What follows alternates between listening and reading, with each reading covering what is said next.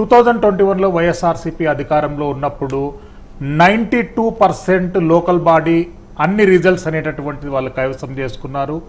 Bharatiya Janata party 81, Janasena 137, TDP 2099. అంటే పరోక్షంగా, అంటే సర్పంచ్ ఎన్నికలకు పార్టీ సింబల్ ఉంటుంది, కానీ పరోక్షంగా వాళ్ళకు మద్దతు తెలిపిన వారి డేటా ఆ ప్రకారంగా ఉంది.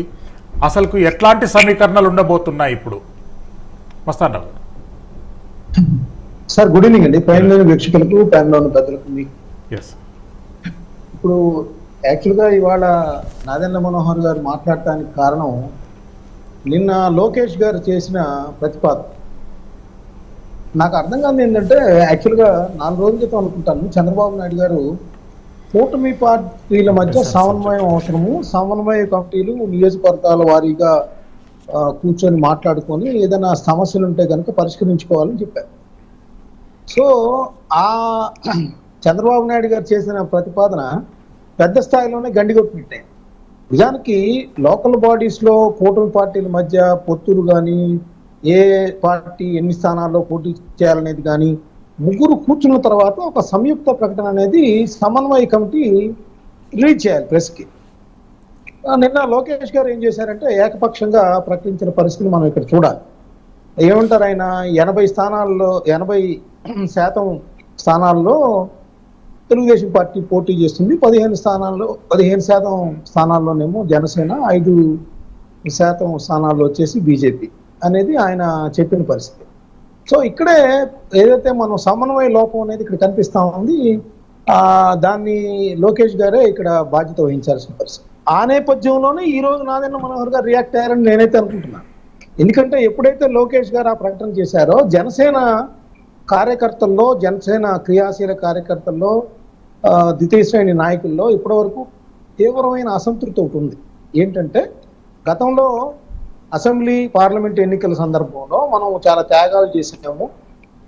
పవన్ కళ్యాణ్ గారు ఏ విధంగా అయితే కూటమి పొత్తు కుదర్చడానికి కారకులయ్యారు, అదేవిధంగా బీజేపీ కూడా స్థానాలు తాను తగ్గించుకొని ఇచ్చారు. సో అవన్నీ చేసిన త్యాగాలు, అదేవిధంగా నామినేటెడ్ పదవుల్లో కూడా చాలా తక్కువ వస్తున్నాయి. కనీసం లోకల్ బాడీస్ వస్తే మన సత్తా కూడా ప్రదర్శిస్తామని జన సైనికులు ఎక్కువ మంది, వీర మహిళలు కావచ్చు, జన సైనికులు కావచ్చు, ఎదురు చూస్తూ ఉన్న పరిస్థితి. ఎప్పుడైతే నేను లోకేష్ గారు ఏకపక్షంగా ప్రకటించారో సమన్వయ కమిటీలో ఏమాత్రం చర్చించకుండా, సో జనసేన పార్టీ కార్యాలయానికి కావచ్చు, అగ్రనేతలు కావచ్చు, విపరీతమైన ఫోన్లు అన్ని వచ్చిన నేపథ్యంలో ఆయన అర్జెంటుగా ఒక ప్రకటన చేయాల్సి వచ్చింది.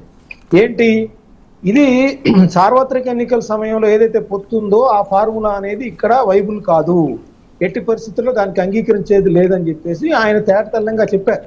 ఆ రోజున్న రాజకీయ పరిస్థితులు, వైఎస్ఆర్సీపీ అరాచకాలు, దౌర్జన్యాలతో ముందుకెళ్తున్న నేపథ్యంలో చంద్రబాబు నాయుడు గారి లాంటి సీనియర్ని, 40 ఏళ్లకు పైగా అనుభవం ఉన్న వ్యక్తిని తీసుకెళ్లి జైల్లో వేస్తే కనీసం నేషనల్ పార్టీస్ కావచ్చు, లేదంటే రాష్ట్రంలో ఉన్న తెలుగుదేశం పార్టీ నాయకులు కూడా కకావికలమైన పోయిన పరిస్థితుల్లో బీజేపీతో మాట్లాడి ఈ రాష్ట్రంలో కూటమి సర్కార్ని అధికారంలోకి రావడంలో కీలక పాత్ర వహించారు పవన్ కళ్యాణ్. ఆ రోజైతే ఇంత తగ్గి పోటీ చేశారు. ఈ రోజైతే ఆ పరిస్థితి లేదు, ఖచ్చితంగా మేము దీన్ని వ్యతిరేకిస్తామనేది ఆయన ఇచ్చిన స్టేట్మెంట్ ఆధారంగా చెప్పచ్చు. మరి రేపు ఇప్పుడే మీరు చెప్పారు, రేపు పవన్ కళ్యాణ్ గారితో పార్లమెంట్కి సంబంధించిన సమావేశం జరుగుతున్నప్పటికీ కూడా ఇది కూడా హీట్ పుట్టించేది కాబట్టి రేపు పవన్ కళ్యాణ్ గారి ఎదురు కూడా చర్చించే అవకాశాలు అయితే ఇది ఉన్నాయి. ఎందుకంటే జన సైనికులు, వీర మహిళల్లో తీవ్రమైన అసంతృప్తి అనేది లోకేష్ గారి ప్రకటన తర్వాత వచ్చిన పరిస్థితి కూడా మనం ఇక్కడ చూడాలి. మస్తాన్ గారు, మళ్ళీ వస్తాను. ప్రైమ్ టైమ్ డిబేట్ లో చిన్న break. Will be back soon. Keep watching.